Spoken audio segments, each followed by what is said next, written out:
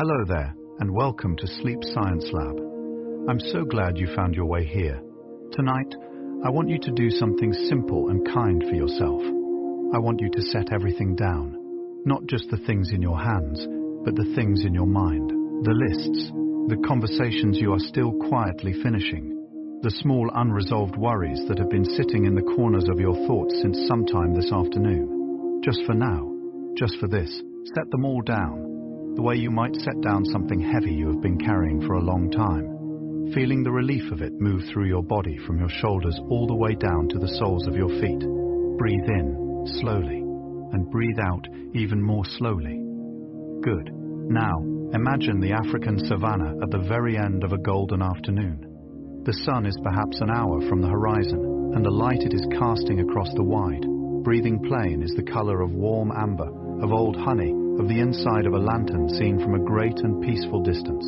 The grasses catch this light and hold it, swaying gently in a wind so soft it is barely a wind at all. More like the savanna simply breathing, slowly and completely, the way all living things breathe when they are deeply, thoroughly at rest. The air carries the scent of dry earth and warm grass, and something faintly sweet from the acacia flowers opening in the last heat of the day. And moving through all of this, through the light, through the scent, through the long golden silence of the late afternoon, is a giraffe. She moves the way evening moves, slowly, without hurry. Each step placed with a quiet certainty that suggests she has never once rushed anywhere in her entire magnificent life and has no intention of beginning now. Her long neck sways in a gentle rhythm. Her extraordinary coat, amber patches, separated by rivers of pale cream, catches the golden light and holds it like something precious. She is the tallest living thing on earth, and she carries that height the way a very old and very wise tree carries its own, simply, completely, without any awareness of how remarkable it is. Tonight, here at Sleep Science Lab, we are going to spend 2 long, quiet, deeply restful hours in her company. We are going to learn 100 gentle, wonderful, science-filled truths about the world's most graceful giant. Facts so warm and so soothing that they will carry you, one by one, like stepping stones across a still and moonlit river, all the way to the far soft shore of sleep.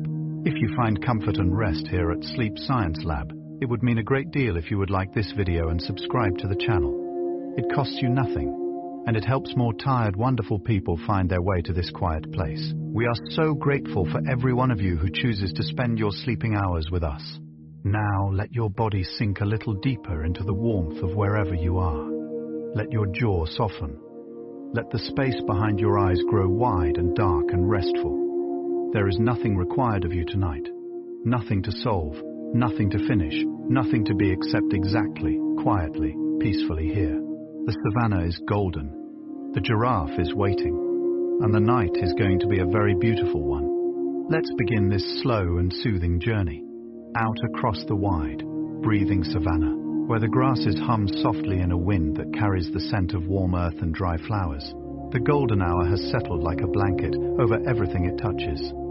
The giraffe moves through it all with a quietness that feels almost sacred, and as we walk beside her tonight, slowly, gently, without hurry, she will share with us 100 small and wonderful truths about her world, each one a little lantern, each one a little lullaby. The giraffe is the tallest living animal on Earth. A fully grown giraffe can reach a height of 6 meters, nearly 20 feet, from the soft pads of her hooves to the very tips of her ossicones, those gentle fur-covered horns that sit atop her head like small crowns of velvet. Standing beneath her would feel something like standing beneath a very gentle, very warm tower, one that breathes slowly and blinks with the longest, softest eyelashes you have ever seen. She does not use her height to frighten or to overwhelm. She uses it simply to reach, to stretch her long, elegant neck upward into the canopy of an acacia tree, where the sweetest, tenderest leaves wait for her like small green gifts. Height for the giraffe is not power. It is simply the beautiful shape her life has taken. A giraffe's neck, long as a river and graceful as a slow current, contains exactly 7 vertebrae, the same number found in the neck of a mouse, a cat, and even a human being. What makes her neck so extraordinary is not the number of bones, but the extraordinary size of each one. Each cervical vertebra can be as long as 25 centimeters, nearly the length of a human forearm, stacked one upon another like the floors of a quiet, swaying tower. Blood moves up through that tower with a pressure twice that of most animals, carried by a heart so strong and steady it beats like the deep drum of the earth itself. And yet she moves her neck with such softness, such ease, that it seems to float, a slow pendulum keeping perfect, peaceful time. The coat of a giraffe is one of the most beautiful things the natural world has ever quietly painted. Each individual has a pattern as unique as a fingerprint. No two giraffes wear the same arrangement of amber patches and pale rivers of cream. Scientists believe these patterns help regulate body temperature, the darker areas releasing heat, while the lighter channels between them allow cooling breezes to flow close to the skin. But beyond their biology, those patterns feel like something else entirely. They feel like a map of a warm and ancient country, like the dried beds of rivers seen from high above, or the cracked golden floor of a sunlit desert, after the rains have come and slowly, gently gone. Each giraffe carries her own geography, her own quiet landscape, worn softly against the world. Giraffes are remarkably quiet animals. For a long time, scientists believed they were entirely silent, that they moved through their golden world without producing a single sound. But research has since uncovered something tender and extraordinary. Giraffes hum, deep in the long cathedral of the night, when the savannah has grown still and the stars have filled every corner of the sky. Giraffes produce a low, resonant humming, a sound so gentle it sits just at the edge of human hearing, like a note played on the lowest string of a cello in a very large, very soft room. No one yet knows exactly why they hum. Perhaps it is how they speak to one another across the darkness. Perhaps it is simply the sound a content and peaceful creature makes when the world is quiet enough to listen. The giraffe's tongue is a wonder all of its own. Long, deeply pigmented in shades of blue-grey and purple-black, it can extend to nearly 50 centimeters, wrapping around the thorny branches of acacia trees with a dexterity that seems almost impossible for something so soft. The dark coloration of the tongue is thought to protect it from sunburn, since giraffes spend so many hours with their tongues extended beneath the open sky. There is something deeply soothing about imagining that tongue, moving through the leaves with slow, deliberate care, choosing this branch, then this one, then resting for a moment before reaching again. She takes her time. She is never in a hurry. The tree will still be there. The leaves will still be soft. The afternoon will hold its warmth for as long as she needs it to.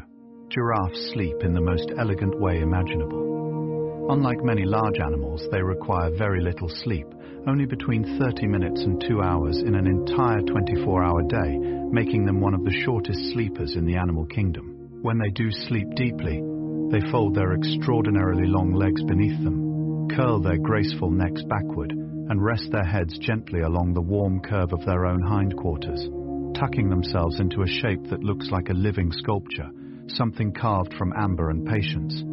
From a distance, a sleeping giraffe looks like a single golden hill rising softly from the savanna floor. The grasses grow close. The night air moves over her slowly, and for those few precious minutes, the tallest creature on earth makes herself as small and as still as a dream. A giraffe's heart is an extraordinary organ, a magnificent engine of quiet endurance. It weighs approximately 11 kilograms, nearly 25 pounds, and measures around 60 centimeters in length, making it the largest heart of any land animal on Earth. It must work with tremendous steady power to push blood all the way up that long, beautiful neck to the brain, against gravity, against distance, against the simple physics of height. And yet it does so with a rhythm that is remarkably calm and controlled. When a giraffe lowers her head to drink, special valves in her neck vessels adjust instantly, preventing a sudden rush of blood to the brain. Her body has designed over millions of years the most elegant solution to the most poetic problem: how to carry something precious, gently, all the way to the top. The way a giraffe walks is unlike almost any other animal on Earth. She moves both legs on the same side of her body forward at the same time, a gait called pacing, which gives her movement a slow, rolling, deeply hypnotic quality, like watching a tall ship move through a perfectly calm sea. Her hooves, each one the size of a dinner plate, press softly into the earth and lift again with an unhurried sureness. There is no scrambling, no urgency, no wasted motion, just that long swaying, lateral rhythm, left side, right side, right side, like the slow ticking of the most peaceful clock you have ever listened to in a warm and quiet room, late in the evening when everything else has already gone to rest.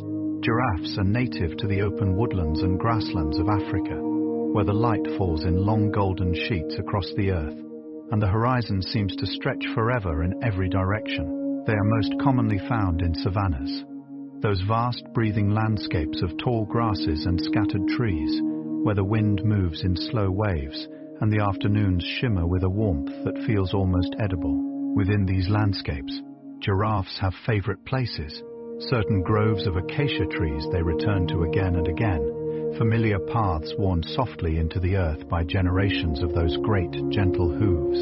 They know their world the way you know the rooms of a beloved home, by feel, by warmth, by the particular quality of the light at different hours of the day. Baby giraffes enter the world in one of the most dramatic and tender ways imaginable. A newborn calf drops from a height of nearly 2 meters as it is born, a fall that would seem alarming, but which the calf survives with remarkable ease, landing in a soft tumble of long legs and wide, wondering eyes. Within 30 minutes to an hour of being born, the calf will be standing. Within hours, it will be walking. There is something deeply moving about this. This small, wobbling creature barely arrived in the world, already reaching upward with every uncertain step, already practicing the art of being tall. Its mother watches with a stillness and a patience that feels ancient, her great head lowered, her eyes warm and dark as a quiet pool at the end of a long and golden afternoon. Giraffes are herbivores, gentle, unhurried browsers who move through their world touching only leaves, flowers, and the occasional piece of soft bark. Their favorite food is the leaves of the acacia tree, a spiky, sun-loving tree that grows across the African savanna in shapes that look like something from a dream, flat-topped, wide-branched, silhouetted perfectly against the amber sky. The acacia protects itself with long, sharp thorns, but the giraffe has never minded. Her thick, tough lips and that extraordinary tongue navigate the thorns with the calm precision of someone who has been doing something beautiful for so long that it has become effortless. She reaches in, she pulls back. She chews slowly, her jaw moving in long, circular, meditative rhythms, the most peaceful expression of patience you could ever quietly observe from across a warm and golden field. A giraffe can go for remarkably long periods without drinking water, sometimes several days at a stretch, obtaining much of the moisture she needs from the leaves she eats. The acacia leaves she favors are surprisingly water-rich, holding within their small green surfaces enough liquid to sustain her through the longest, driest afternoons. When she does drink, the process is one of the most visually extraordinary things the savanna has to offer. She must splay her long front legs wide apart, lowering her great body slowly, carefully, like a tall building learning to bow, until her lips can finally reach the water's surface. She drinks deeply and unhurriedly. The water ripples outward in slow circles, and then she rises again slowly, powerfully, gracefully, back to her full and magnificent height, water still glistening softly at the corners of her lips. The eyes of a giraffe are among the most beautiful in the animal kingdom.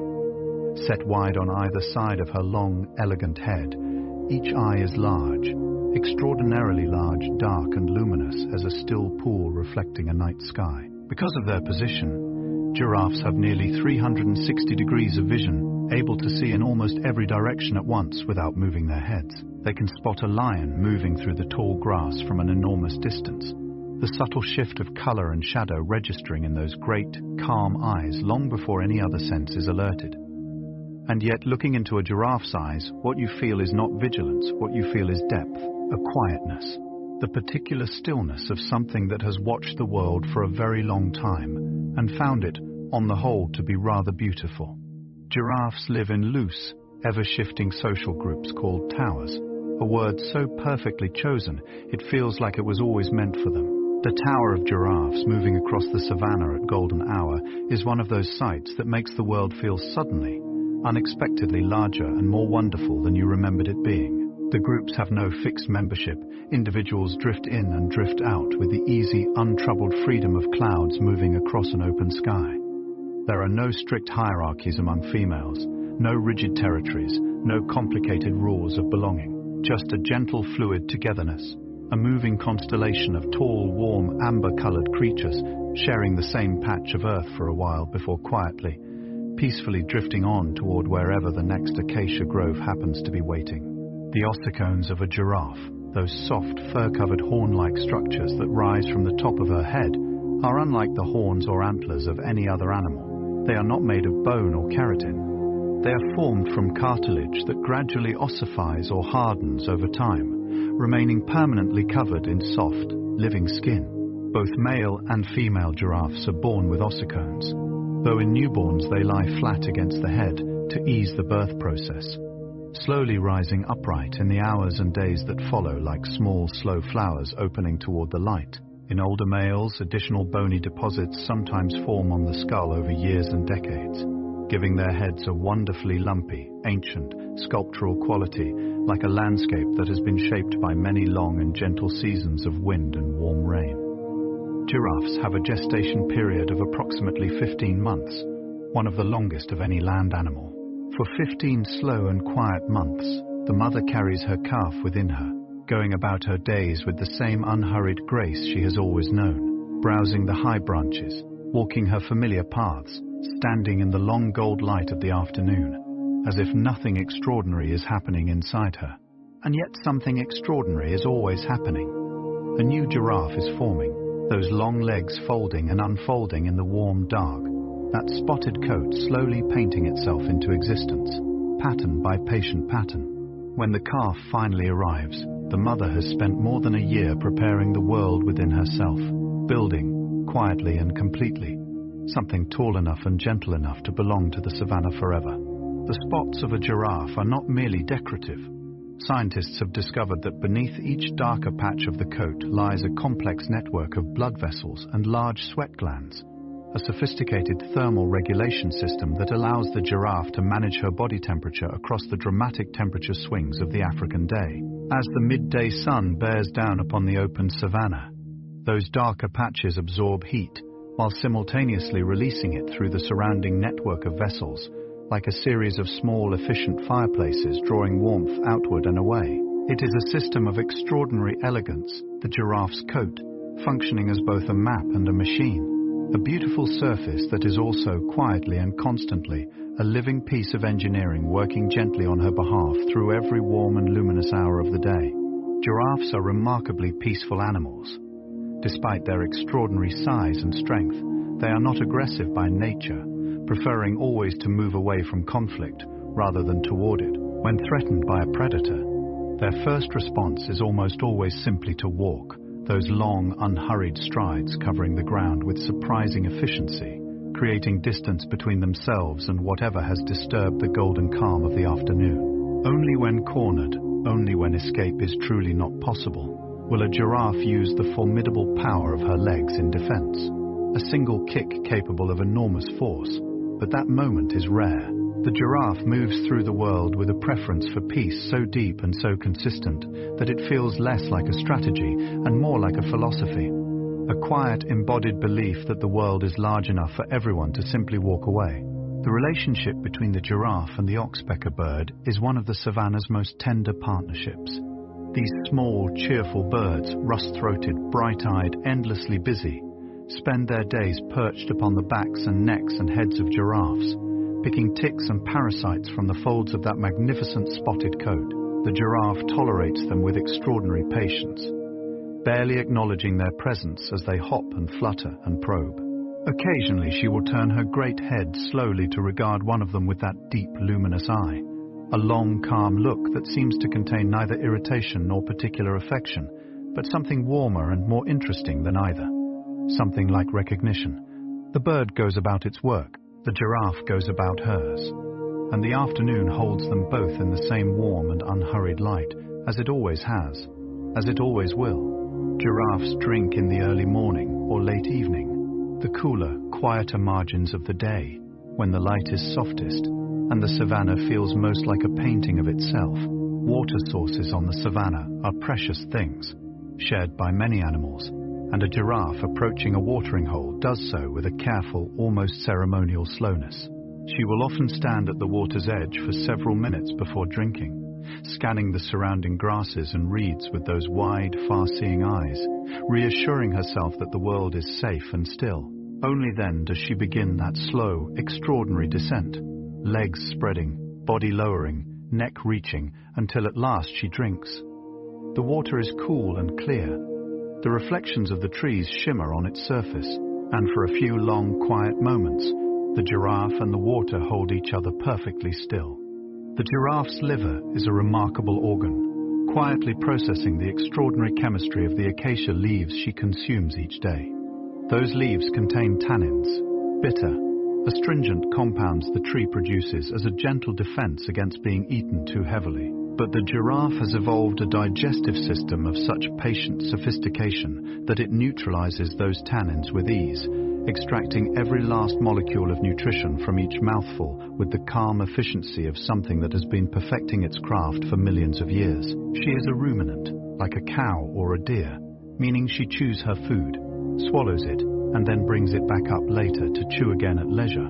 This second chewing, called rumination, happens in the long warm hours of the afternoon, when the giraffe stands still in the shade of her favorite tree and chews slowly, her jaw moving in those long, circular, deeply peaceful rhythms, her eyes half closed, her whole body the very picture of unhurried contentment.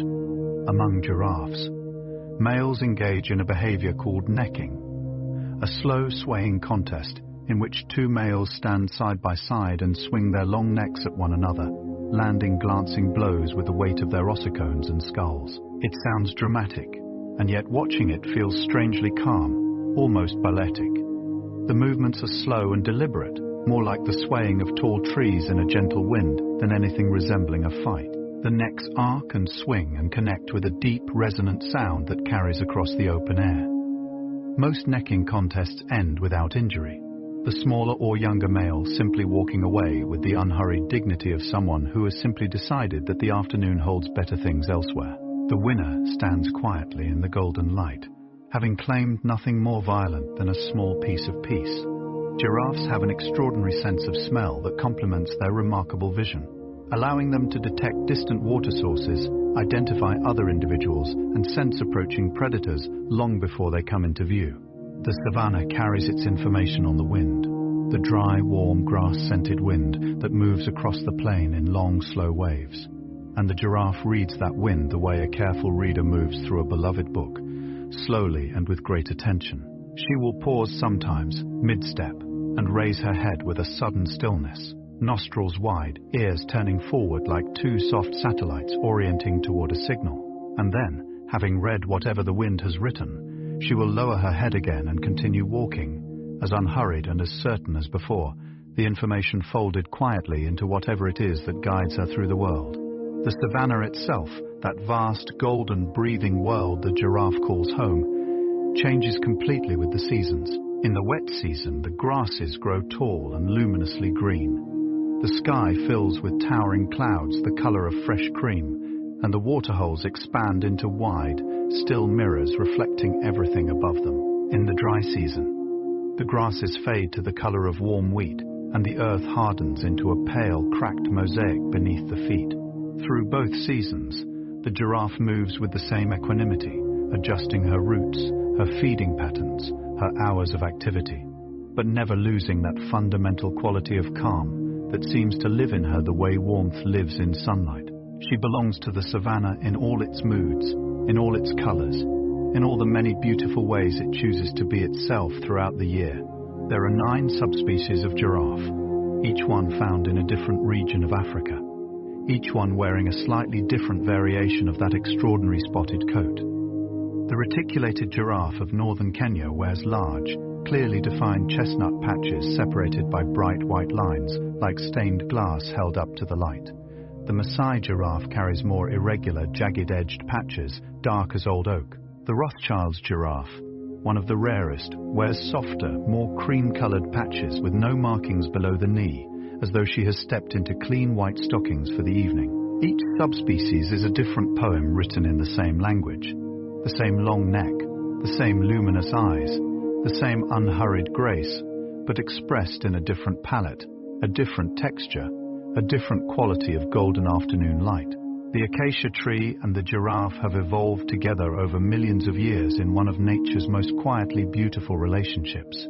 The acacia produces its thorns as a gentle deterrent, and when a giraffe browses too heavily from a single tree, the tree responds by increasing the tannin content of its remaining leaves, a slow chemical conversation between two living things that have known each other for longer than memory. The giraffe, sensing the increasing bitterness, will simply move on to another tree, giving the first one time to rest and recover. In this way, she has become not merely a consumer of the savanna's trees, but a tender and unconscious caretaker, moving through the grove like someone who understands instinctively and deeply that the most beautiful things in life must be approached with gentleness and given time to replenish themselves between each visit. A giraffe's hooves are large, rounded, and remarkably tough, each one approximately 30 centimeters across, as wide as a dinner plate, built to carry an animal that can weigh up to 1,900 kilograms across the varied, sometimes rocky, sometimes sandy terrain of the African savanna, and yet those great hooves fall with surprising softness. Watch a giraffe walk across dry earth, and you will notice how lightly she seems to place each foot, not crashing or thudding, but setting each hoof down with a careful, considered quietness, as though she is always aware of what lies beneath her and wishes to disturb it as little as possible. The earth receives her weight and releases it again in a rhythm so steady and so slow it feels like breathing. The savanna inhaling and exhaling with each long, graceful stride she takes across its warm and ancient surface.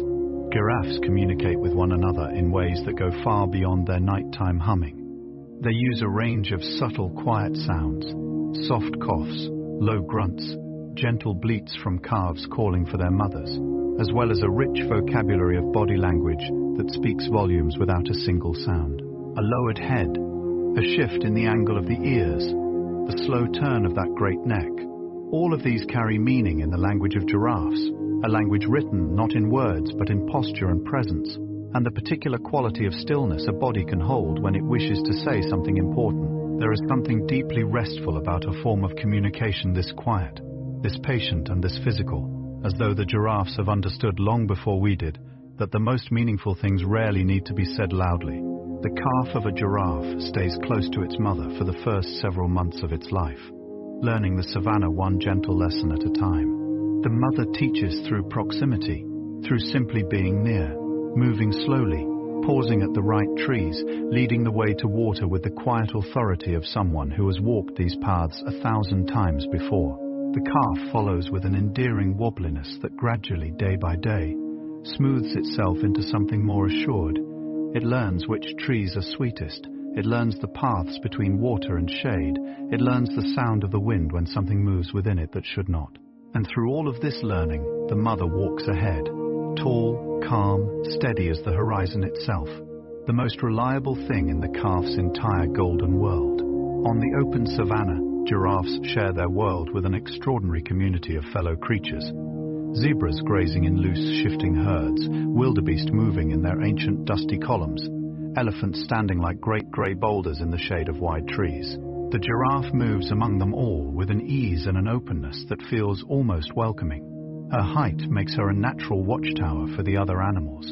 When a giraffe's head comes up sharply, ears forward, every zebra and impala in the vicinity takes note. In this way, she offers a kind of quiet protection to the whole community without ever intending to, simply by being tall, simply by being attentive, simply by caring about the quality of the air and the stillness of the grasses, in the way that only someone with a very long neck and very clear eyes ever truly can. The golden hour on the African savanna, that long, luminous window of time between late afternoon and dusk, is when the giraffe seems most completely herself. The light at this hour is the color of warm honey, falling at a low angle that catches every curve and contour of her spotted coat and turns it into something that glows from within. The shadows of the acacia trees stretch out long and blue across the golden grasses, and the air cools by just a degree or two, enough to feel like a gentle exhale after the full warmth of the day.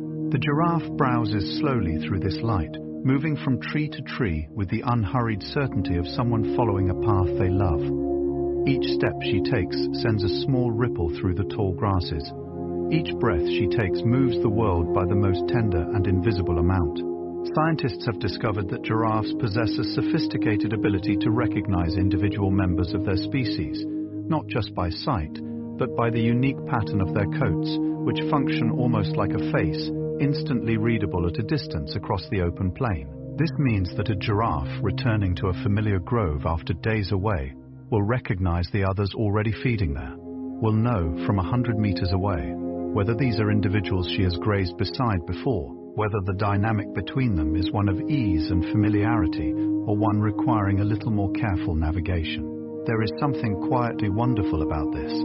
The idea that those beautiful, seemingly decorative patterns are also a kind of identity, a signature worn on the outside, making each giraffe immediately and unmistakably herself to everyone who knows how to look. The savanna nights that the giraffe moves through are extraordinary things.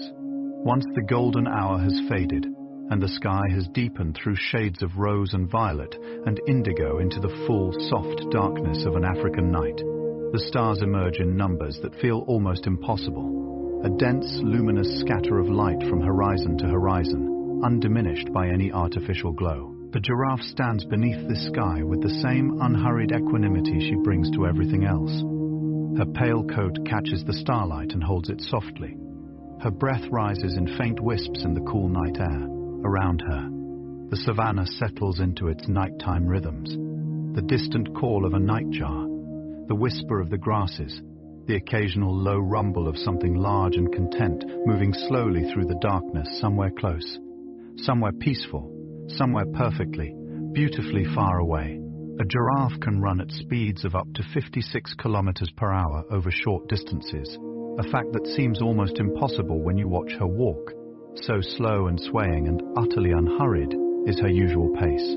At full gallop, those long legs move in a rocking, almost dreamlike motion, the front legs swinging out wide, the back legs tucking forward and underneath in a great, powerful surge, the whole animal becoming, for a few moments, something that resembles a wave more than a creature. But this speed is reserved for moments of genuine necessity.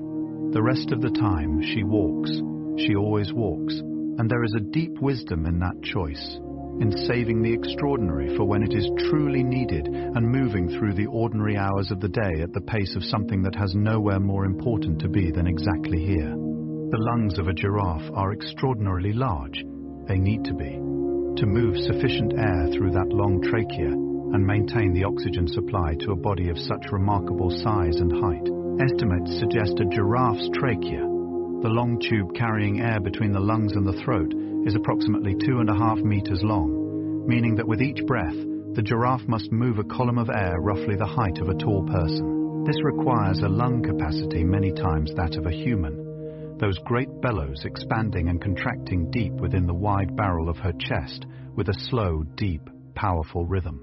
To imagine breathing like a giraffe, slowly, deeply, each breath a long and generous journey, is already in itself a kind of relaxation, a kind of invitation to breathe more fully, more slowly, and with a great deal more gratitude for the simple, extraordinary gift of air.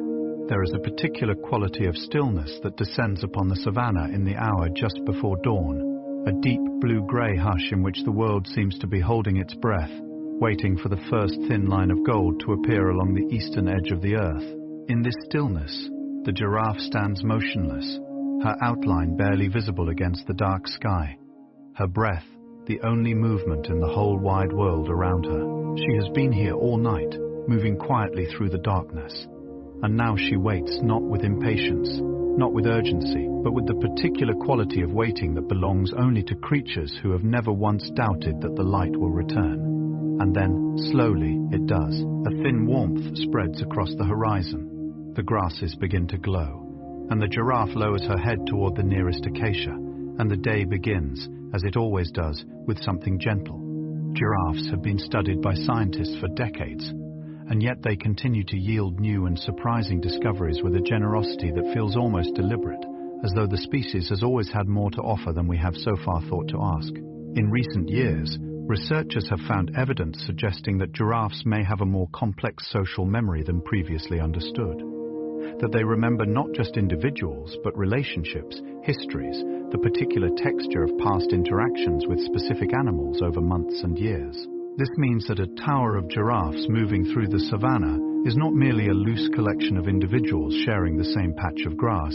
It is, in some quiet and profound sense, a community of remembered connections, moving together through a shared landscape that each of them knows, fold in their own way, as something very much like home. The skin of a giraffe is approximately 2.5 centimeters thick, a tough, resilient outer layer that protects her from the thorns of the acacia and the occasional attentions of insects, and which also plays a role in the same thermal regulation system as her spotted coat. Beneath this thick outer skin lies a layer of connective tissue so dense and firm that it functions almost like a natural compression garment, preventing blood from pooling in the lower legs under the pressure of that great body weight above.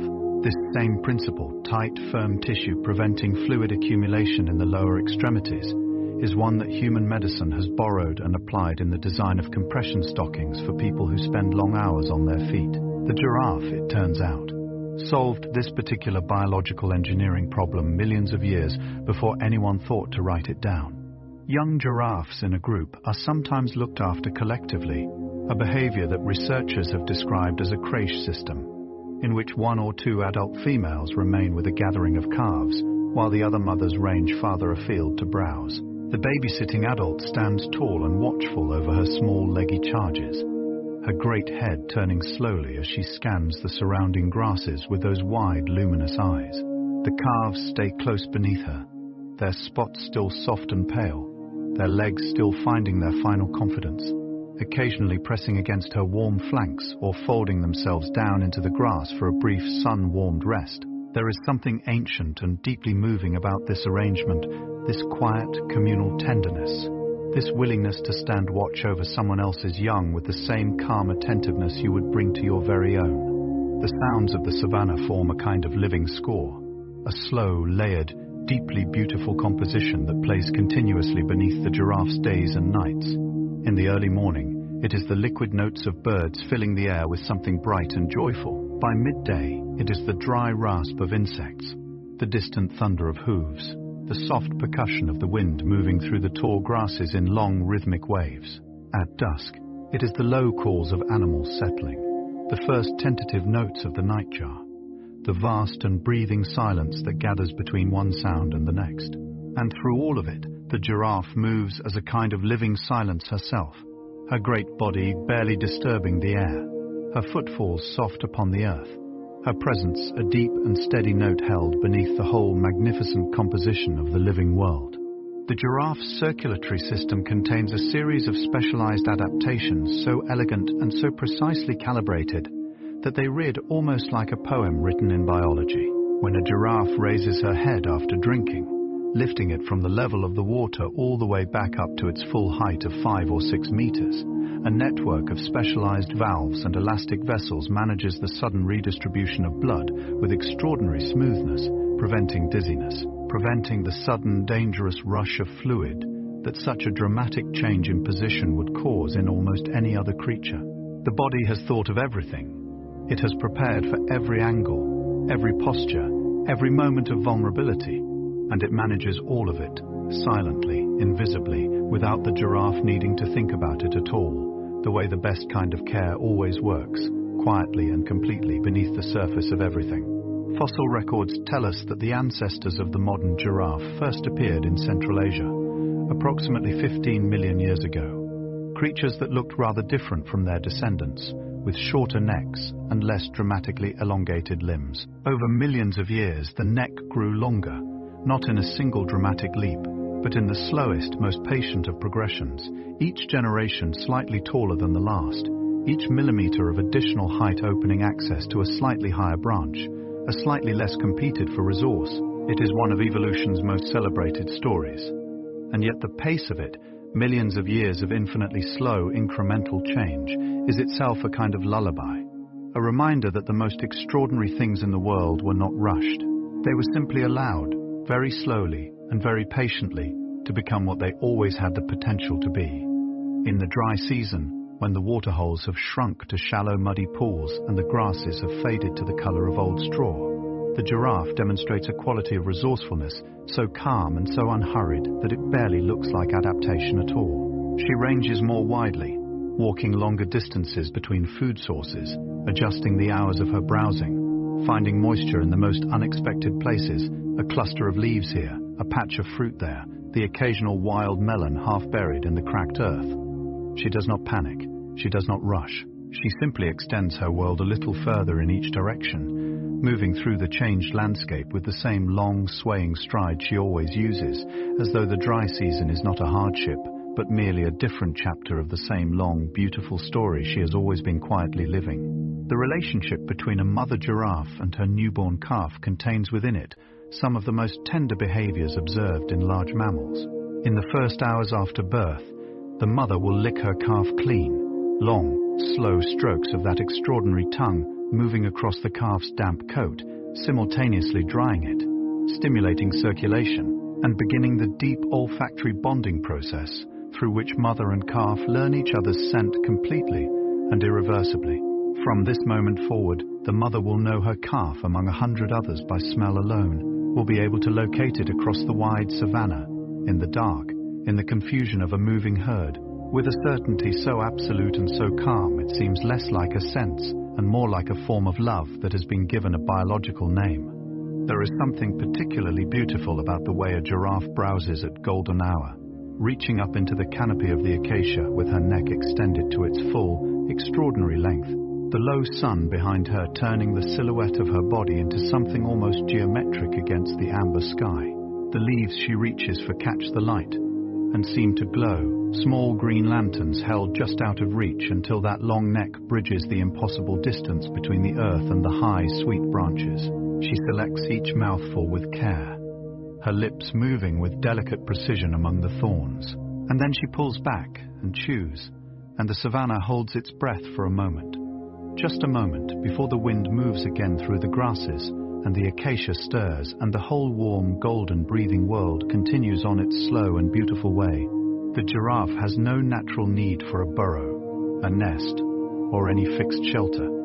The savanna itself is her home in the most complete and open sense of that word.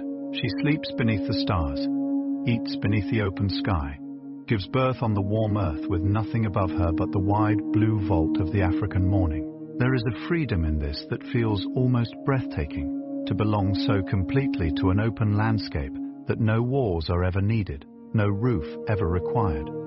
The acacia tree provides shade when the midday sun grows too warm.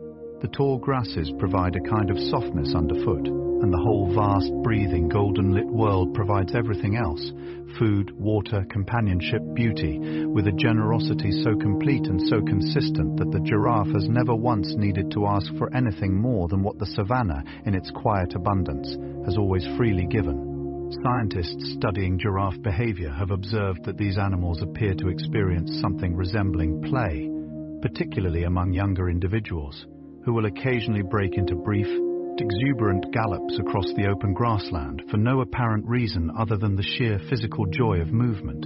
A young giraffe at play is one of the most unexpectedly delightful sights the savanna offers. Those long, still gangly legs suddenly finding a new gear, the whole body bounding forward with a looseness and a happiness that seems to surprise even the calf itself. It does not last long. Within minutes, the energy settles. The pace returns to its usual slow and swaying walk, and the young giraffe rejoins the quiet rhythm of the group, as though nothing particularly extraordinary has happened, as though joy for a giraffe is simply something that occasionally moves through you, like a warm wind, and then gently passes. The giraffe's tail is a long, tufted whip of dark hair that she uses with extraordinary precision to discourage insects from settling on her hindquarters. Watch her standing still in the long afternoon, apparently motionless, apparently lost in the slow pleasure of rumination, and every few seconds that tail will swing in a wide, lazy arc, moving through the warm air with the unhurried authority of something that has been doing its job for a very long time and sees no reason to hurry. The tuft at the end catches the light as it moves, a dark comma swinging back and forth against the golden grasses, and the insects scatter and return and scatter again in that eternal, patient dance between the creature and the tiny world that orbits her. She does not mind them. She simply keeps swinging, and the afternoon keeps holding them both in its warm and patient light. Across many cultures and centuries of human history, the giraffe has been regarded with a particular quality of wonder, a creature so improbable, so extravagant in its design, that encountering one for the first time has always produced something close to disbelief. Ancient Egyptians kept giraffes and depicted them in their art. The Romans called them camelopardalis, believing them to be a hybrid of the camel and the leopard, and paraded them through the streets of the city to the astonishment of crowds who could not quite decide whether to be frightened or enchanted. Julius Caesar brought a giraffe to Rome in 46 BC, and the crowds who saw it stood in silence for a long moment before the wonder broke open in them, and they began, all at once, to cheer. Some things are so beautiful that the only appropriate first response is stillness. We have reached the halfway point of our journey tonight. 50 gentle facts behind us, 50 more still waiting ahead, like the second half of a long and quiet path through the Golden Savannah that stretches on without hurry toward the soft horizon of sleep. The giraffe walks beside us still, unhurried, warm, her coat catching the last of the evening light with a glow that seems to come from somewhere deeper than the surface. Halfway through any long and gentle thing is a beautiful place to pause for just a moment. To notice how far you have already come, how much more relaxed your body is now than when we began, how your breathing has found, perhaps without your noticing, a slower and more natural rhythm. The savanna hums softly around us. The stars are just beginning to think about appearing, and there is nowhere we need to be except exactly here.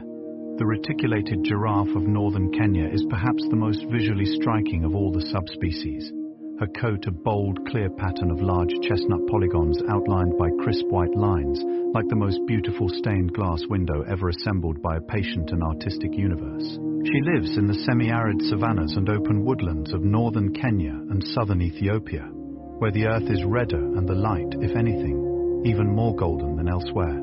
Her numbers have declined significantly in recent decades, making each sighting of her tall against the red earth. Her extraordinary coat glowing in the afternoon sun feel like something rare and precious and deserving of the most careful, tender attention. She is a reminder that beauty, like all the most important things in the world, is not inexhaustible. It must be cared for, it must be seen and cherished while it is still here to be seen. The bones of a giraffe are dense and heavy, built to support that extraordinary weight across a lifetime of movement. And yet her skeleton, for all its mass, is arranged with such architectural elegance that it moves through the world with very little wasted effort. The long leg bones act as levers of remarkable efficiency, each stride covering ground that would require several steps from a smaller animal. The neck vertebrae, stacked in their great column, are connected by joints that allow both flexibility and stability, a combination of properties that engineers spend careers trying to replicate in manufactured structures. The giraffe's body is, in the most literal sense, a masterpiece of structural design, one that took millions of years to refine, and that still, after all that time, performs its daily work with a grace and an ease that no human-made structure has ever quite managed to equal. On the savanna, the giraffe is rarely alone for long. Even when she wanders away from the main group to browse at a particularly appealing grove of trees, there is almost always another giraffe visible somewhere on the horizon. A tall, calm shape in the distance, moving slowly between the scattered acacias. This loose but persistent proximity seems to provide a kind of quiet comfort, not the close, warm togetherness of a pride or a herd, but something more spacious and more self-sufficient, company held at a respectful distance, presence without pressure. It is in many ways a model of social life that a great many humans might find deeply appealing, to know that others are near, that the horizon holds familiar shapes, that you are not alone in your beautiful, wide, golden world, and yet to have all the space you need to simply be yourself, quietly and completely. The average lifespan of a giraffe in the wild is approximately 25 years, long enough to know the savanna through all its seasons many times over, to watch the rains come and go, to see calves born and grown and wandering off toward their own territories. In captivity, where threats are fewer and food is consistent, some giraffes have lived into their 30s.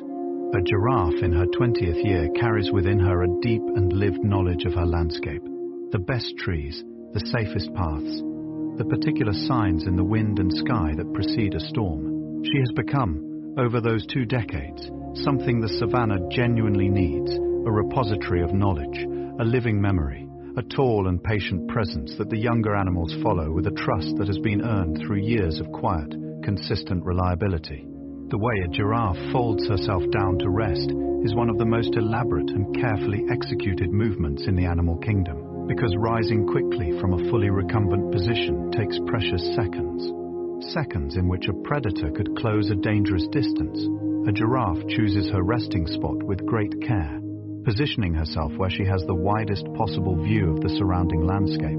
Then, with slow deliberation, she bends her front knees and lowers her chest toward the earth, followed by her hindquarters, then tucks those long front legs beneath her body, curls her neck back along her flank, and rests her head in the warm hollow above her hip. The whole process takes nearly a minute, and when it is complete, she is for those few precious sleeping minutes, as small and as still and as deeply, completely resting as it is possible for the tallest animal on earth to be. Rain on the savanna is an event of extraordinary sensory richness, the air changing in the hour before it arrives, cooling and thickening with the smell of wet earth rising from somewhere beneath the dry surface of the ground, as though the rain is already down there, waiting, before the first drop has even fallen from the sky. The giraffe feels this change long before it arrives, those wide nostrils reading the shifting air with careful attention, those large ears turning toward the distant rumble of thunder moving across the plain. When the rain finally comes, she stands in it with what appears to be quiet pleasure, her coat darkening as it dampens, the water running in clean rivulets down the channels between her patches, the whole savanna around her transforming from gold to green in a matter of days, though someone has very slowly, very gently, turned up the color of the world.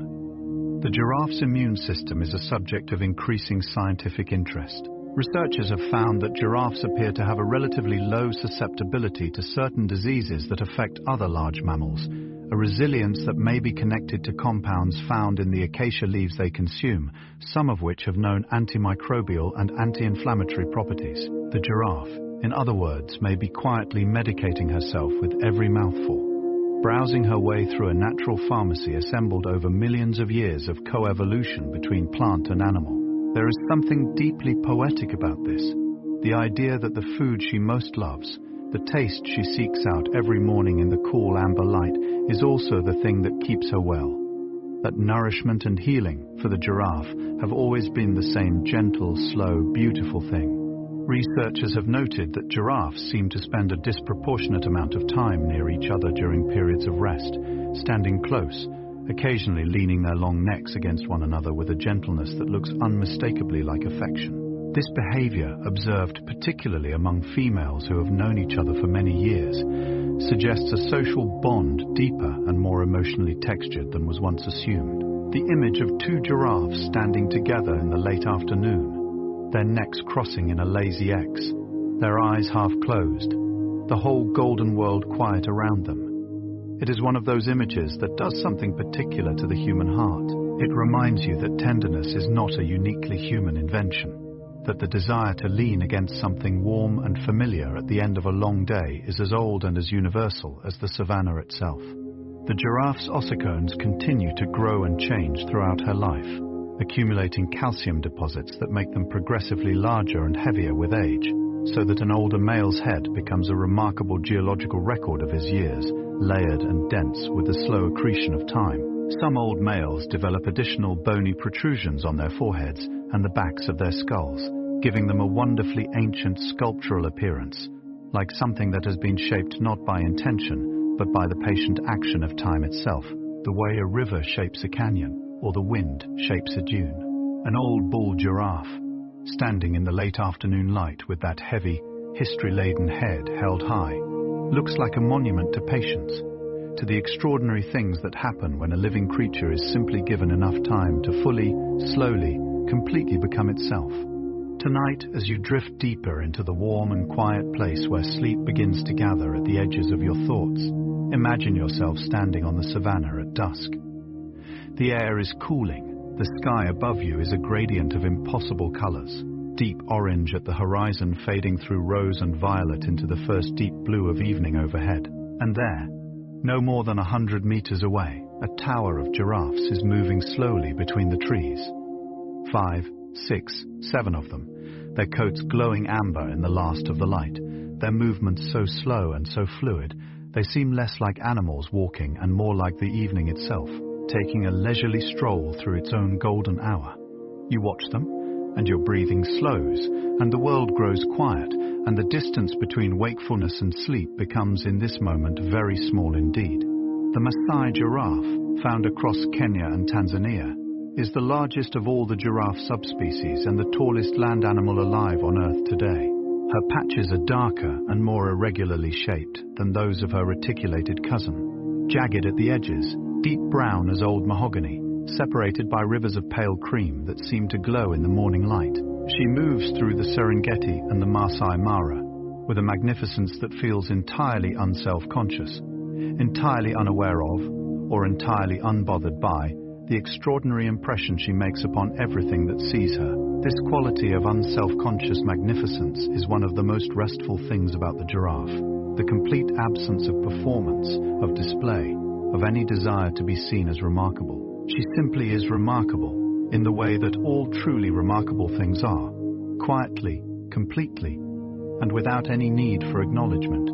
The giraffe's liver processes the tannins and secondary compounds from her acacia diet with the help of a microbiome, a community of billions of microscopic organisms living within her digestive system, each one playing a small and specialized role in the great, slow chemistry of her nutrition. This microbiome, like the giraffe herself, has been shaped over millions of years of coevolution with the specific plants of the African savanna, a community as unique and as finely tuned to its environment as the landscape it inhabits.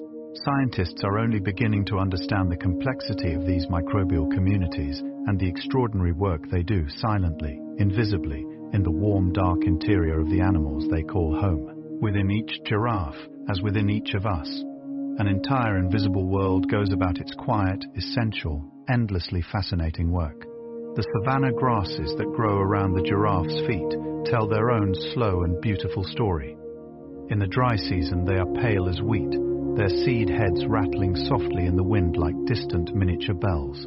In the wet season they are tall and luminously green, bending in waves that move across the plain like the surface of a shallow sea, stirred by a gentle wind. Among these grasses live an entire universe of smaller creatures, beetles navigating between the stems like ships through a forest, spiders stringing their silk between the seed heads in the early morning when the dew catches the light, small birds descending in brief, bright flurries before rising again into the open air. The giraffe moves through all of this micro-world with enormous gentle obliviousness, her great hooves pressing the grasses flat and releasing them again as she passes, leaving behind her a trail that closes as quietly as a thought. Conservation efforts for giraffes have grown significantly in recent decades, as awareness of their declining numbers has spread beyond the scientific community into the wider world. The IUCN now lists giraffes as vulnerable, a status that reflects real and serious population pressures from habitat loss, poaching, and the increasing fragmentation of the landscapes they depend upon. And yet there is genuine reason for hope. Community conservation programs across East and West Africa have demonstrated that when local communities are given ownership over the protection of their wildlife, populations can and do recover. The giraffe, it turns out, needs what all of us need: space, safety, a landscape that has not been taken from it, and the presence of others who understand its value and are willing to act on that understanding with patience, consistency, and care. There is a particular sound the savanna makes just after sunset, a brief, profound quiet that descends in the few minutes between the last of the daytime sounds and the first of the night ones. The birds have stopped, the insects have not yet begun their full evening chorus, the wind drops, and in that stillness, which lasts only a few minutes but feels much longer, the whole landscape seems to pause and breathe, to acknowledge the passing of another day with a moment of something that feels very close to gratitude. The giraffe stands in this stillness with a presence that seems to belong to it completely, her outline darkening against the last pale glow of the western sky, her breathing slow and even, her whole magnificent body held in the kind of perfect, unself-conscious stillness that most of us spend a lifetime trying to find, and that she inhabits as easily and as naturally as she inhabits her own beautiful spotted skin. The giraffe's liver, heart, and kidneys are all proportionally enlarged relative to those of other mammals, scaled upward to meet the extraordinary demands placed upon them by a body of such exceptional height and mass. Her kidneys in particular are highly efficient, producing urine of remarkable concentration, minimizing water loss in an environment where water is often scarce and always precious. This efficiency is so impressive that researchers studying it have found insights applicable to the treatment of kidney disease in humans. Another instance of the giraffe quietly, unknowingly contributing to human medicine simply by having solved, long before we thought to ask the question, one of the most fundamental biological challenges of life in a hot and arid land. She carries within her body the answers to questions we are only now beginning to learn how to ask. The ears of a giraffe are large and mobile, long, soft, fringed with pale hair at their edges, capable of rotating independently to catch sound from different directions simultaneously. When she is relaxed and browsing, her ears hang in a loose, comfortable position that gives her face a wonderfully open, almost gentle expression. When something catches her attention, they swing forward together with a sudden alertness, both ears locking onto the source of the sound with the precision of two satellite dishes orienting toward the same signal. And then, once the sound has been assessed and found to be harmless, they relax again, settling back into that loose, comfortable position that says, as clearly as anything without words can say it, that the world is safe, the afternoon is warm, and there is absolutely nothing to do right now except stand here in the golden light and be simply and completely alive. Young male giraffes, in the years before they fully mature, often form bachelor groups, loose, easy associations of males of similar age who travel and browse together through the savannah. These groups have a relaxed, companionable quality, the males feeding side by side, occasionally engaging in gentle sparring sessions that seem more playful than competitive, practicing the necking behaviors they will need in earnest when they are older and the stakes are higher. There is something deeply appealing about the image of these young males together, tall and still slightly awkward, their coats bright and new, the whole wide savannah spread before them like a possibility not yet chosen. They have time, they have space, they have each other for now, and the whole rest of their long golden lives still waiting quietly ahead. The acacia tree, so central to the giraffe's life, is itself one of the savannah's most extraordinary organisms. It grows in forms ranging from low, spreading shrubs to tall, wide-canopied trees whose flat tops, seen from a distance, look like something a very careful child has cut out with scissors against the amber sky. The acacia fixes nitrogen in the soil, provides habitat for dozens of species of birds and insects, produces flowers of a warm, honey-sweet fragrance that carries on the morning air for remarkable distances, and it has learned, over millions of years of coevolution, to share itself with the giraffe, to give without being depleted, to receive the giraffe's browsing as a kind of pruning that stimulates new growth. It is a relationship of mutual generosity so old and so deep that neither creature, quite literally, would be what it is without the other. As the night deepens over the savannah and the last warmth of the day fades slowly from the earth, the giraffe's world becomes one of shadow and starlight and the soft sounds of the living dark. She does not sleep for long, those brief, precious fragments of deep sleep taken in the recumbent position, interspersed with longer periods of standing rest, in which she remains alert, but deeply, deeply quiet. In this standing rest, her eyes may be half open or half closed, her head hanging slightly, her breathing slow and rhythmic as a tide. She is not quite awake, she is not quite asleep. She is somewhere in between. That beautiful, warm, borderless place where the body is still and the mind is soft and the whole world is nothing but a slow, gentle breathing in the dark. A place perhaps not entirely unlike where you are right now. The giraffe's spots darken with age, a fact that means you can roughly estimate a giraffe's age simply by the depth of color in her coat. A young calf carries patches of a pale, almost golden amber.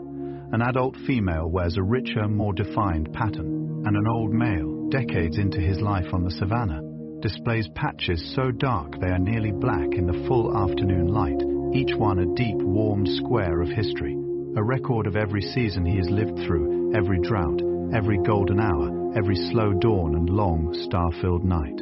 His coat is, in this sense, a kind of autobiography, written not in words but in pigment, in the slow accumulation of color that happens when a living creature is given the extraordinary gift of enough time. Giraffes have been observed engaging in what researchers describe as allogrooming, using their long tongues and lips to groom the necks and heads of other giraffes, reaching places that are difficult or impossible to self-groom. This behavior is seen most often between females who have established long-term social bonds, a physical expression of relationship, of trust, of the particular warmth that develops between individuals who have shared many seasons together. The groomed animal stands very still, her eyes softening, her whole posture releasing into a kind of relaxed availability, the posture of someone being cared for by someone they trust. It is, in the most fundamental sense, tenderness, and to observe it, to see it happening between these tall, ancient, extraordinary creatures in the middle of an African afternoon, is to feel something open quietly in your chest, like a window onto something warm. The savanna supports one of the highest densities of large mammal biomass anywhere on Earth, a fact that becomes viscerally apparent when you stand on the Serengeti Plain during the Great Migration and watch the horizon fill with movement as far as you can see in every direction. Through this abundance, the giraffe moves like a tall ship through a busy harbor, calmly, without urgency, her height giving her a perspective above the noise and the dust and the movement that makes the whole extraordinary spectacle look, from where she stands, like something that is simply happening, the way weather happens, the way seasons happen, large and inevitable, and somehow entirely peaceful when observed from a sufficient height and with sufficient patience. The giraffe's ability to go without water for extended periods has allowed her to colonize areas of the African continent that are inaccessible to animals with greater water needs. Vast, semi-arid landscapes of red earth and dry grasses where few other large browsers can survive. In these landscapes, she is often the most conspicuous living thing on the horizon, a tall, spotted tower rising from the flat earth against an enormous sky, the only vertical thing in a world of horizontals. There is something about this image, the single giraffe against the vast, empty, beautiful landscape, that feels almost like a symbol of persistence, of finding nourishment where others find only difficulty, of standing tall in open, challenging spaces and somehow quietly making them home. 3/4 of the way through our journey now, and the savanna around us has grown very quiet, very dark, very full of stars. The giraffe who has walked beside us through all these gentle hours is standing still nearby, her pale coat luminous in the starlight, her breathing slow and even, her great head held slightly lower than in the heat of the day. She is resting, not sleeping, not yet, but resting in that deep standing way she has, her body still and warm, her mind quiet, her whole extraordinary existence gathered into this single, simple, beautiful moment of being alive in a peaceful world. And you, listening to her story in the warm dark, are perhaps not so different from her right now, still quiet, breathing slowly, your body settled and soft, the edges of the day already beginning, gently and inevitably, to dissolve. The Rothschild's giraffe, also known as the Nubian giraffe, is one of the most endangered of all the subspecies, with fewer than 1,000 individuals remaining in the wild, found primarily in Uganda and Kenya. Conservation programs focused on this subspecies have achieved remarkable results through careful management, community engagement, and the establishment of protected wildlife corridors that allow giraffes to move between fragmented habitat patches. The story of the Rothschild's giraffe is in many ways a story about what becomes possible when people decide to pay attention, to look up from the busy horizontal plane of daily life and notice what is standing on the horizon, tall and beautiful and quietly, urgently in need of care. Sometimes the most important thing we can do is simply to see something clearly and to let that clear seeing move us toward action. The way sunlight moves across a giraffe's coat throughout the day is a slow, continuous transformation, a living artwork that changes hour by hour as the angle of the light shifts and the shadows of nearby trees fall and move and lengthen. In the morning, when the sun is low and golden in the east, her coat glows with a warmth that seems to come from within, the amber patches luminous, the cream rivers between them softly bright. By midday, the light is overhead, and harsh, flattening the colors slightly, making the dark patches stark and graphic against the pale. And in the late afternoon, when the golden hour arrives, something magical happens. The light returns to that warm, low angle, and the coat transforms again into something almost incandescent, as though the giraffe has been quietly gathering the day's light and is now, at the day's end, giving it all back. Giraffes produce a variety of vocalizations that researchers are still working to fully catalogue and understand. Beyond the nighttime humming, they have been recorded making sounds described as flute-like tones, snore-like rumbles, and brief, sharp cough-like alarm calls that carry across the savanna with surprising clarity. Calves produce a soft, bleating call, a small, earnest sound quite disproportionately moving when you consider the size the animal will eventually become. And mothers respond to it with a low, reassuring hum that seems to travel less through the air than through the earth itself, felt more than heard. A vibration of reassurance that says, in the most fundamental possible language, I am here. You are safe. The night is warm. Everything that matters is exactly where it should be.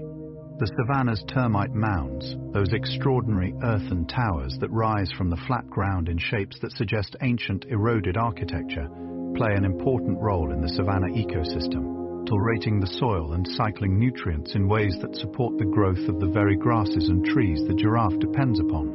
Occasionally, a giraffe will pause at a termite mound and lick its surface, obtaining minerals, particularly salt, that may be difficult to find elsewhere in her diet. She bends her great neck toward the earth, her tongue extending and withdrawing in slow, careful strokes against the pale clay surface, her eyes half closed in concentration. It is one of those small, specific, entirely unglamorous behaviors that somehow makes a wild animal feel suddenly, unexpectedly intimate, recognizably in need of the same small, ordinary things that all living creatures in all their different ways are always quietly seeking. As we move through the final quarter of our journey together, the world has grown very still. The savanna breathes slowly in the deep night. The stars have shifted in their great slow wheel above the plain. The Southern Cross low in the south, the Milky Way, a river of soft light overhead. The moon perhaps just beginning to rise above the eastern acacia trees, its warm light falling across the grasslands in long silver sheets. The giraffe stands in this light, as she stands in all light, quietly, completely, with that quality of presence that asks nothing and offers everything. She is simply here, and you are simply here. And for a few more gentle minutes, the two of you will share this warm, quiet, starlit world before sleep carries you away to somewhere even softer, even stiller, even more completely, deeply at rest. The giraffid family, to which the modern giraffe belongs, once contained many more species than it does today. Extinct relatives with names like Civatherium and Brahmatherium were massive, short-necked creatures quite unlike their long-necked descendants, some of them among the largest ruminants that ever lived. Only two giraffid species survive today, the giraffe and the okapi, a shy, forest-dwelling animal found in the rainforests of the Congo Basin, whose striped hindquarters and giraffe-like features mark it unmistakably as the giraffe's closest living relative. The okapi was unknown to Western science until 1901, a reminder that even in a world as thoroughly mapped and catalogued as ours has become, there are still secrets in the deep forest, still quiet relatives of the extraordinary, waiting patiently in the green dark to be discovered. The temperature on the savanna can swing dramatically between day and night, from the fierce heat of the midday sun to the surprising chill of a clear African night, when the absence of cloud cover allows the warmth of the earth to radiate away into a sky so vast and so cold that the stars seem, on the coldest nights, to pulse with it. The giraffe manages these temperature swings with the same elegant equanimity she brings to everything, her dark patches absorbing warmth in the cool of the morning, her circulatory system adjusting blood flow to the skin as the day heats up, her behavior shifting naturally toward shade and stillness at the peak of the afternoon. She does not fight the temperature. She moves with it, adjusting, adapting, finding the most comfortable relationship with the conditions she has been given, in the way that all the wisest, most peaceful things in the world always seem naturally to do. The giraffe's tongue, when fully extended, can reach leaves on branches up to 5 meters from the ground, a remarkable supplement to the already extraordinary reach provided by her long neck. Together, the neck and tongue give her access to a feeding zone that no other browsing animal on the savanna can reach, a private canopy, a personal larder of the highest, sweetest, least competed for leaves, waiting for her each morning in the cool upper air of the acacia grove, like a gift reserved specifically for someone tall enough and patient enough to claim it. This exclusive access to the highest branches is one of the key reasons the giraffe has thrived across the African continent for millions of years, not by competing for the same resources as everyone else, but by simply, quietly, beautifully reaching higher. There is a form of deep knowing that comes with great age, a familiarity with the rhythms and textures of a place so complete that it transcends conscious thought and becomes something more like instinct or intuition or the particular wisdom of the body.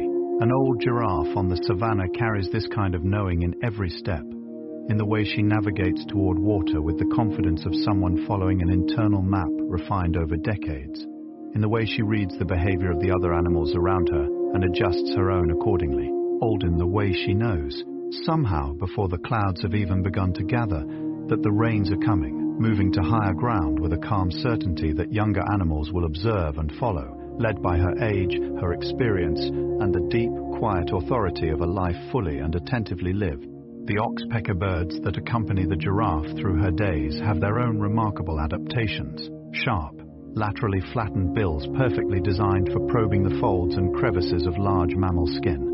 Strong curved claws for gripping the often moving surface of their living perch, and a behavior so specialized it has become entirely dependent on the continued existence of the large mammals they serve.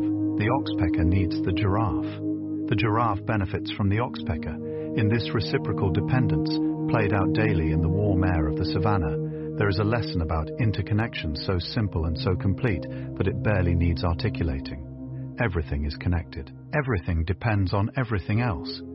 And the most beautiful arrangements in the natural world are almost always the ones in which the dependence runs both ways, and both parties are, in their different ways, better for the relationship. Rain-washed mornings on the savanna have a quality of freshness and clarity so intense that they feel almost unreal. The air washed clean of dust, the grasses brilliantly green, the sky a deep and vivid blue above the sparkling water-beaded surface of every leaf. The giraffe moves through such a morning with what appears to be a heightened attentiveness, her eyes wider and brighter, her pace perhaps a fraction more deliberate, as though she is registering and appreciating each new detail of the changed and beautiful world around her. The acacia trees drip slowly. The red earth has turned dark and rich with moisture, and the whole savanna has that particular quality of new beginnings that only comes after rain. That feeling of everything having been gently rinsed and made fresh and laid out again in the light for the simple, quiet pleasure of being seen. Scientists studying giraffe genetics have made a remarkable discovery in recent years, that what was previously considered a single species of giraffe may in fact consist of 4 distinct species, separated by genetic differences as significant as those between a polar bear and a brown bear. This finding, published in 2016, transformed the conservation landscape for giraffes overnight, revealing that populations previously thought to be interconnected were in fact separate, isolated, and each facing their own distinct pressures. It was, in the most literal sense, a discovery made by looking more carefully at something already familiar, and finding, within that familiar thing, a depth and a complexity that had always been there, waiting quietly for someone to look closely enough, and carefully enough, and with sufficient wonder to finally see it. The sound of the wind through an acacia grove is one of the savanna's most quietly beautiful sounds. A dry, soft whispering that comes and goes in waves, rising and falling with the breathing of the plain. The acacia's feathery leaves catch even the lightest movement of air and respond to it with a delicate rustling. A sound so gentle and so continuous that it becomes, after a while, indistinguishable from silence. The kind of background sound that does not disturb rest but deepens it, filling the air with enough soft texture to carry the mind away from its thoughts and into something more spacious, more still, more resembling the deep and wordless quiet of the sleeping self. The giraffe stands in this sound. She has always stood in this sound. It is the background music of her entire life, and she wears it as easily and as naturally as she wears her own extraordinary, beautiful skin. The giraffe's long neck serves purposes beyond feeding. It is also a thermoregulatory radiator, its large surface area, allowing heat to dissipate efficiently into the air on warm days, and it provides a dramatically elevated vantage point for detecting predators across the flat savanna landscape. But perhaps most compellingly, the neck has been shaped by millions of years of sexual selection. Females consistently choosing to mate with the males who won necking contests, gradually and inexorably pulling the average neck length upward generation by generation, like a very slow, very patient vote being cast over millions of years for the most magnificent possible expression of giraffeness. In this sense, the giraffe's neck is not just a biological structure. It is a love letter written across deep time by the accumulated preferences of millions of lives to the particular quality of beauty that the savanna has always found most irresistible. 10 more gentle facts remain between us and the quiet shore of this long, soothing journey. The night has grown very deep around you. Your body, perhaps, has already moved well past the border of wakefulness, floating in that warm, borderless space where thoughts drift like clouds across a darkening sky, losing their edges, losing their urgency, becoming softer and stranger, and less in need of any kind of response. The giraffe stands nearby in the dark, tall, warm, entirely still, her breathing a slow and steady presence in the quiet air. She has kept you company through 90 facts now, through all these long and gentle hours, and she will keep you company a little longer through these last 10 quiet truths, before you slip away entirely into the deep, restorative darkness of a full and peaceful sleep. The giraffe's feet contain specialized sensory receptors that allow her to detect subtle vibrations in the earth, the distant thud of a running herd, the approach of a large animal through the grasses, the particular tremor that travels through the ground before a storm. This sensitivity to ground vibration is common among large savanna mammals who use the earth as a kind of long-range communication medium, a slow, deep telegraph of movement and presence that carries information over distances far beyond the reach of eyes or ears. The giraffe stands upon this information network with the relaxed attentiveness of someone resting a hand on a surface they trust, feeling, through the soles of those great flat hooves, the ongoing pulse of the living world beneath her, steady and deep and reassuring as a heartbeat. In the very last light of the day, when the sky has turned from amber to rose, to a deep and luminous violet, the silhouettes of giraffes against the horizon are among the most beautiful shapes the natural world produces. Those long necks, those sloping backs, those impossibly elegant legs reduced to pure form by the dying light, stripped of color and detail, and left as simple, perfect outlines against the glowing sky, become something that transcends biology and enters the territory of art. Every culture that has lived alongside giraffes has found ways to represent that silhouette in cave paintings, in beadwork, in the clean lines of contemporary wildlife photography. It is the shape the human eye seems to recognize as beautiful at a level deeper than learning, as though something in us has always known, and always loved, the particular poetry of that long neck against the light. The giraffe gives birth standing up, and the birth itself, though it appears precipitous, is managed by the mother's body with extraordinary biological precision. The calf emerges front hooves first, then head, then the long body, falling those 2 meters to the earth and arriving in the world with a suddenness that belies the 15 months of patient preparation that preceded it. The mother turns immediately to attend to her calf, licking, nudging, encouraging those first wobbling attempts to stand with the quiet insistence of someone who knows exactly what is needed and has complete confidence that the necessary thing will happen. And it does happen. It always happens. The calf stands. The mother watches. And on the wide and golden savanna, in the particular quality of light that belongs only to Africa, something entirely new has arrived and taken its first uncertain, magnificent step. The okapi, the giraffe's only living relative, inhabits a world as different from the savanna as it is possible to imagine while remaining on the same continent. The Ituri rainforest of the Congo Basin, where the okapi lives, is a place of deep green cathedral silence, tall trees filtering the light into a perpetual soft dusk, the air thick with moisture, the ground layered in deep, soft leaf litter that muffles every sound. The okapi moves through this world with the same unhurried grace as her tall savanna cousin, browsing the understory vegetation with a long, dark tongue remarkably similar to the giraffes, navigating the forest paths with a quiet confidence born of deep familiarity. She is a reminder that the giraffe family contains multitudes, that the same deep biology that produced the savannah's tallest creature also produced, in a different landscape, something small and shadowed and almost mythically beautiful. Research has shown that giraffes demonstrate what scientists call neophilia, a mild but consistent tendency toward curiosity about new objects and experiences in their environment, rather than the fearful avoidance of novelty that characterizes many prey species. A giraffe encountering something unfamiliar in her landscape will often approach it slowly, with her neck extended and her nostrils working, to investigate it with careful, unhurried attention before deciding how to respond.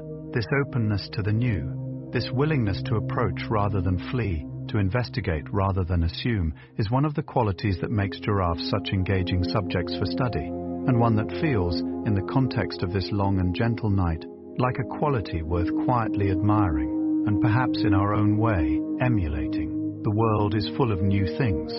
Most of them, approached slowly and with an open heart, turn out to be interesting rather than frightening.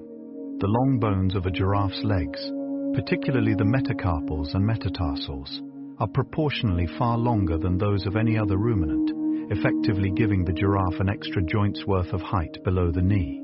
This elongation happened gradually over millions of years of evolution, each generation gaining a fraction of a centimeter, the cumulative effect across deep time producing the extraordinary stilted elegance we see today. Walking beside a giraffe and watching those long legs swing forward in their slow, efficient bilateral rhythm is like watching a very beautiful clockwork. Each movement precise, each stride covering the ground with a mathematical elegance that only evolution, working without hurry over unimaginable spans of time, could have produced. She is, in the most literal sense, a masterwork, assembled not by any single intelligence, but by the patient, cumulative intelligence of time itself. The calves of a giraffe grow with extraordinary speed in their first year, gaining several centimeters in height per week, their bodies lengthening and filling out on the rich, nutritious milk their mothers produce. By their first birthday, a calf has typically grown to nearly 3 meters in height, already taller than most adult humans, already wearing the full, defined pattern of its adult coat, already moving with something approaching the confident, swaying grace that will characterize its movement for the rest of its long life. This rapid growth requires enormous energy, which the mother provides at significant cost to herself, nursing for up to 18 months in some cases, her own body slowly, generously, completely converting the savannah's resources into the tall, spotted, luminous new life walking beside her through the golden afternoon. There are places on the African savannah where, in the right light at the right time of year, you can see dozens of giraffes at once, scattered across the landscape like tall amber-colored trees that have learned to walk, standing among them, surrounded by that quiet, swaying, spotted abundance. The world shrinks to something very simple and very good. The warm air, the golden grasses, the slow movement of those extraordinary bodies through the light, the particular deep silence that surrounds them even when they are many. People who have had this experience describe it consistently in the same terms, as peaceful, as clarifying, as somehow making the noise and urgency of ordinary life seem for a moment not merely distant but genuinely unimportant. The giraffes do not know they are doing this. They are simply being themselves. But that, it turns out, is more than enough. The giraffe will outlive most of the other creatures she shares her world with. The acacia trees she browses may live for centuries after her. The savanna itself, that ancient, golden, breathing landscape, has existed for millions of years before her and will exist, if we care for it well, for millions of years after every giraffe alive today has returned to the warm earth from which she came. But tonight she is here. Tonight she is standing in the starlight, her coat silver and amber in the darkness, her breathing slow and even as the tide. And the fact of her presence, the fact that right now as you listen to these words, she is alive somewhere in the world, tall and warm and real, her heart beating its great, steady rhythm, is one of the most quietly wonderful facts it has ever been. My pleasure to share with you at the end of a long and gentle day. 100 gentle facts. And here at last is the final one. The one that contains all the others within it, like a great warm room contains everything that has happened inside it. The giraffe is, when everything else has been said, a creature of extraordinary patience. She moves through the world at her own pace, on her own terms, asking for nothing more than the acacia's high leaves, and the savanna's open light, and the company of others of her kind at a comfortable, spacious distance. She does not hurry, she does not worry. She stands in the rain and the sun and the golden hour with the same unhurried presence, the same quiet attention, the same deep embodied acceptance of the world as it is, beautiful and sometimes harsh, and always worth being fully, slowly, gratefully present for. She is the gentlest of giants, the tallest of dreams, and tonight she has walked every quiet step of this long journey with you. And so, as this long and golden journey draws gently toward its close, let us rest here for a moment in the stillness of the Savannah night. You and the giraffe and the great wide sky overhead, so full of stars that the darkness between them seems almost incidental, almost an afterthought in the face of all that soft and ancient light. 100 facts, 100 small windows opened, one by one, into the extraordinary life of the world's tallest creature. We have traveled with her from her first wobbling steps on the warm Savannah earth to the deep, standing rest of her 25th year. We have watched her reach for the highest branches in the golden morning, drink from the still water hole at dusk, stand in the rain with her coat darkening and her eyes half closed in something that looks unmistakably like pleasure. We have learned about her heart, that great 11-kilogram engine, beating steadily against the demands of height and gravity and the long warm years.